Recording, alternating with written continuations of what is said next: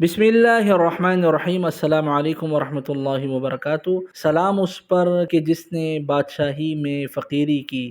حضرت عبداللہ بن مسعود رضی اللہ تعالیٰ عنہ فرماتے ہیں، ایک مرتبہ رسول اللہ صلی اللہ علیہ وسلم کھجور کی ایک چٹائی پر آرام فرما رہے تھے۔ جب آپ صلی اللہ علیہ وسلم بیدار ہوئے تو جسم مبارک پر چٹائی کے نشانات واضح دکھائی دینے لگے۔ صحابہ رضی اللہ عنہم اجمعین نے عرض کیا، یا رسول اللہ صلی اللہ علیہ وسلم، اگر آپ اجازت دیں تو ہم آپ کے لیے نرم بستر بچھا دیں۔ آپ صلی اللہ علیہ وسلم نے ارشاد فرمایا، مجھے دنیا سے کیا غرض، میں تو دنیا میں اس مسافر کی طرح ہوں جو تپتی دھوپ میں کسی سایہ دار درخت کے نیچے ذرا دیر سستانے کے لیے بیٹھے اور پھر آرام کر کے وہاں سے چلا جائے۔ سنن ترمذی کی حدیث ہے۔ اللہ تعالیٰ ان تمام باتوں پر عمل کی توفیق عطا فرمائے اور صحیح معنوں میں نبی علیہ الصلوۃ والسلام کی اتباع کی، ان کی پیروی کی توفیق عطا فرمائے، اور دنیا کی تگ و دو میں جو آج ہم لگے ہوئے ہیں، اللہ تعالیٰ ہم سب کو